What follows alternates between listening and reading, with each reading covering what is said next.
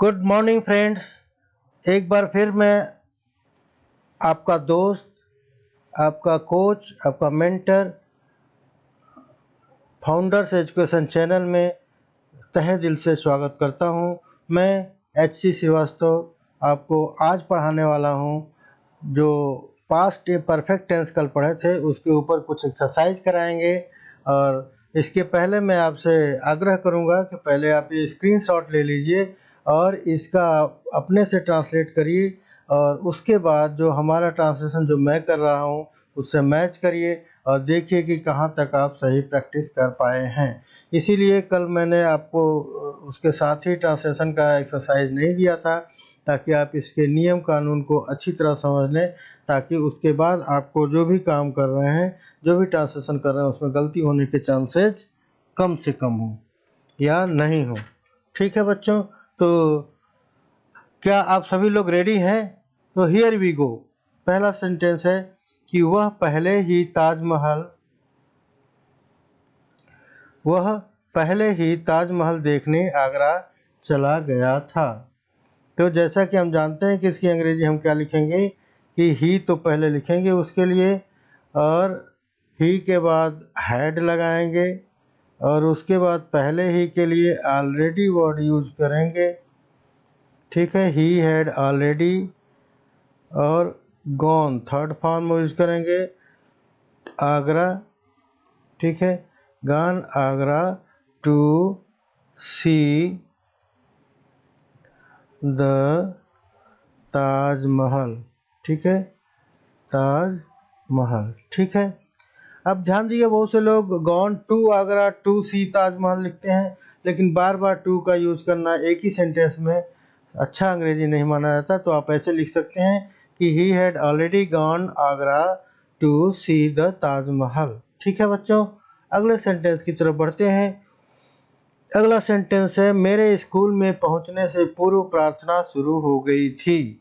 तो आपको पता है कि जो पहली चीज़, पहला काम जो शुरू होता है ख़त्म, पहले उसकी अंग्रेजी को हैड के साथ लिखते हैं। तो हम क्या लिखेंगे? द प्रेयर, प्रार्थना का अंग्रेजी क्या होगा? प्रेयर हैड ऑलरेडी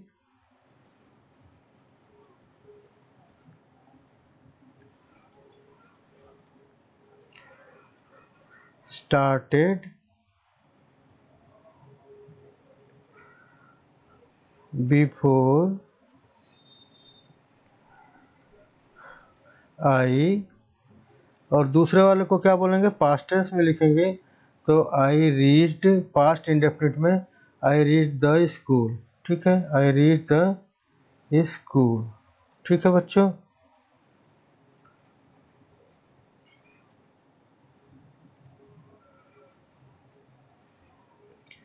तो इस तरह से दूसरा सेंटेंस हो गया।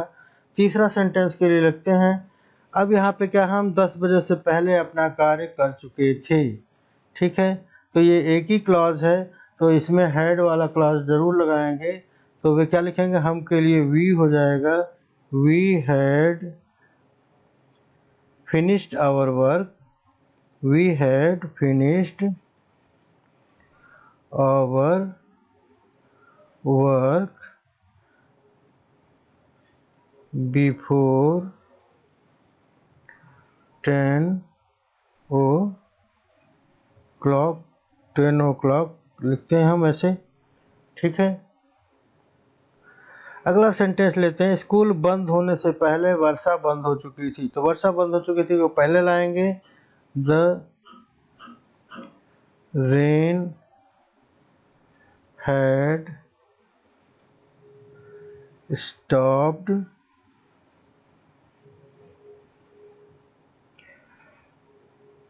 कब स्टॉप हो गया था? बिफोर, और अगला क्लास को हम पास्ट इंडेफिनिट में ले आएंगे। तो स्कूल बंद होने से पूर्व, the school was over.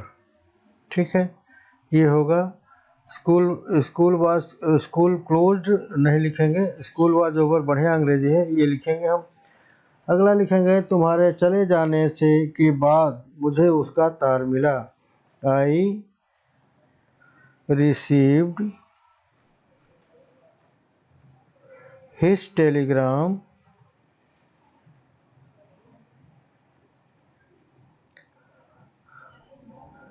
After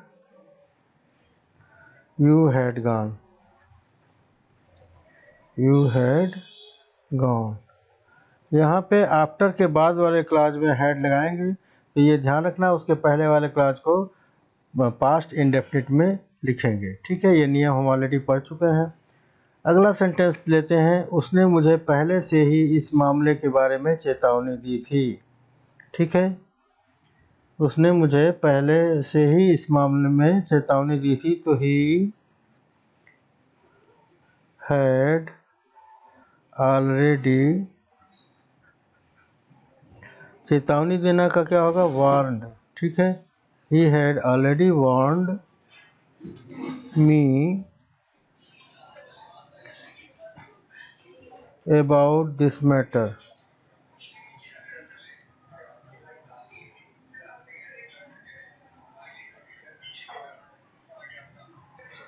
ठीक है, डॉक्टर साहब के आने के पश्चात रोगी मर गया था। The patient died, the patient died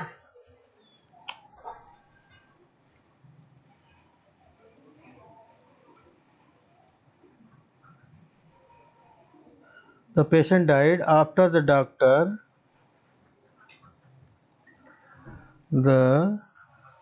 doctor had arrived।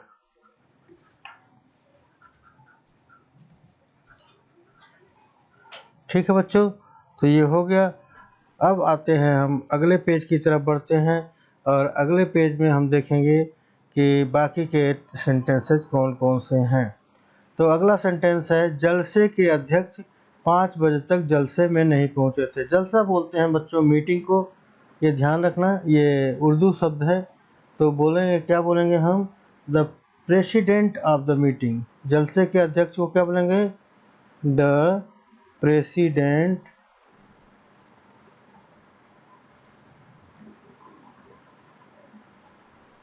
Of meeting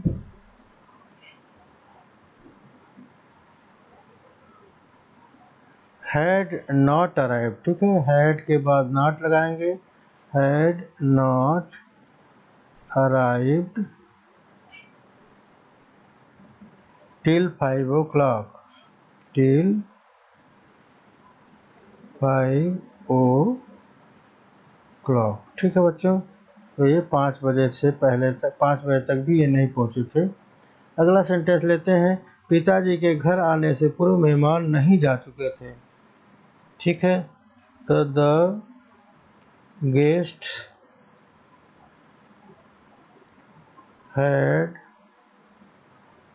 not gone before my father arrived.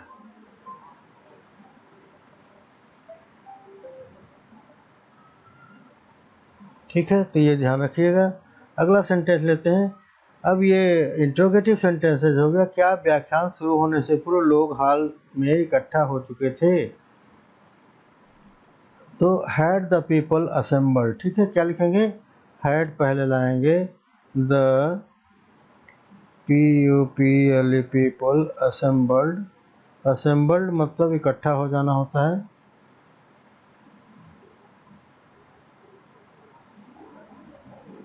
कब हो गया, बिफोर द लेक्चर बिगेन। ठीक है, बिगिन का पास्ट टेंस क्या हो जाएगा, बिगेन। ठीक, और यहाँ पे क्वेश्चन मार्क लग जाएगा। क्या वर्षा प्रारंभ होने से पूर्व वह दफ्तर पहुँच चुका था। तो भी हैड ही रीच्ड, क्या लिखेंगे, had he reached,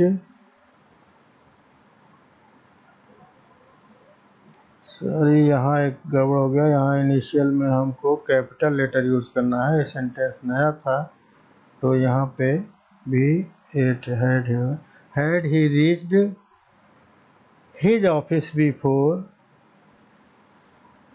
his office before the rain began. Rail दुर्घटना होने से पूर्व कितनी दूर चल चुकी थी, तो इसमें हो जाएगा how far the train had gone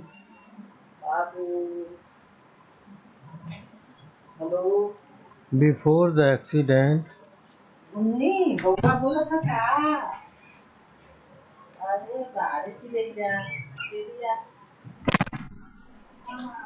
टूक प्लेस। ठीक है, स्टूडेंट टूक प्लेस।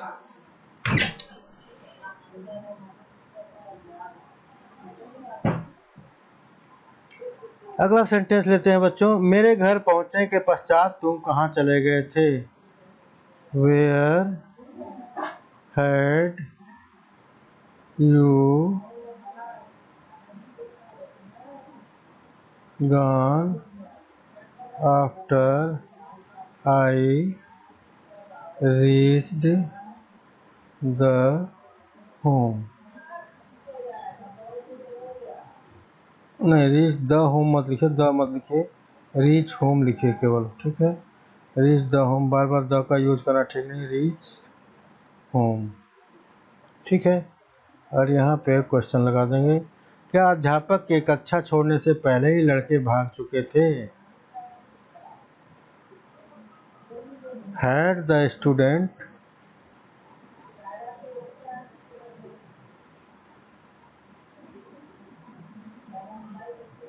गॉन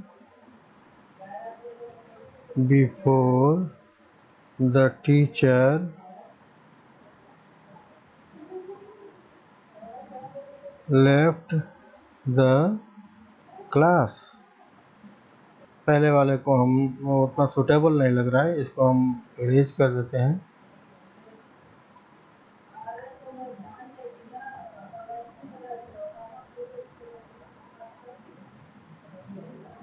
ठीक है, तो इस तरह से हिंदी से अंग्रेजी का तो हमने कर लिया। अब अगले पेज की तरफ बढ़ते हैं और वहाँ पे हम देखते हैं translate the following sentences into Hindi. ठीक है, तो हिंदी में ट्रांसलेट करने के लिए अब हम देखते हैं क्या क्या लिखना है। हम इसको हम अलग कलर ले लेते हैं। ठीक है, he had already gone to the Palam airport. वह पालम हवाई अड्डा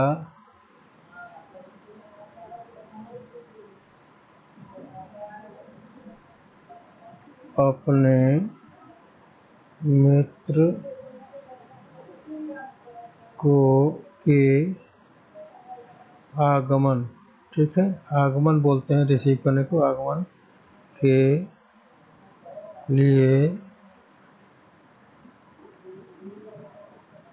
पहले ही पहुंच चुका था। ठीक है, अगला सेंटेंस लेते हैं, more than 3000 Indian Sikhs had arrived in Lahore. ठीक है, 3000 से ज़्यादा सिख लोग लाहौर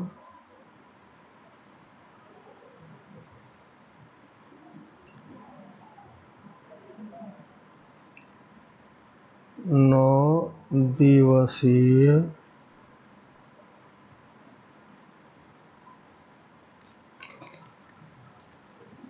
उत्सव के लिए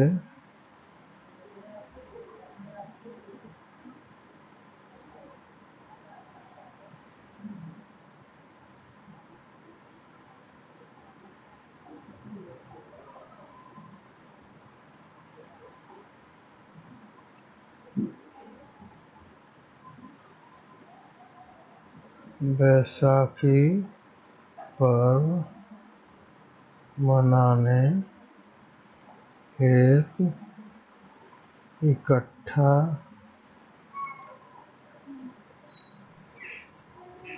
हुए थे। ठीक है। The team had reached there before the umpire came. Umpire के आने से पहले ही टीम पहुंच चुकी थी। आई हैड नेवर हर्ड, मैं इतना हृदय विदारक दृश्य पहले नहीं देखा था। ठीक है। I had never heard, sorry देखा था नहीं, सुना था।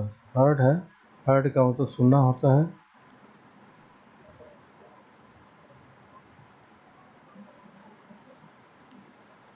और दृश्य की जगह पे समाचार होगा, दृश्य नहीं होगा, क्या होगा, समाचार होगा। हृदय विदारक समाचार। ठीक है। मैं इतना हृदय विदारक समाचार पहले नहीं सुना था, पहले कभी नहीं सुना था। ठीक है। पहले कभी, क्योंकि नेवर है तो कभी नहीं सुना था कहना पड़ेगा। I had recovered from illness, had he recovered from illness, क्या तुम्हारे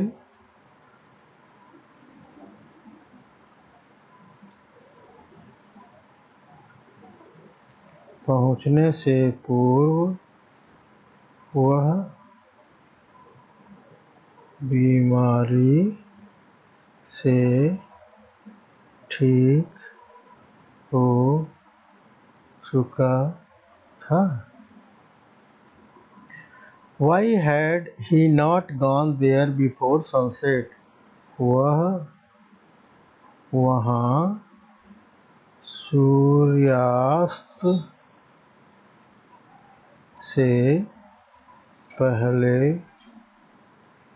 क्यों नहीं गया? इंडिया हैड ऑफर्ड, भारत ने कुछ उपाय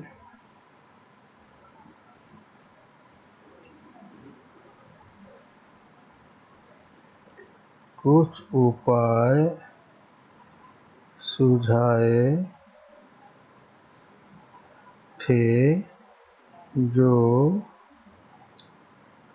समझौते का आधार बन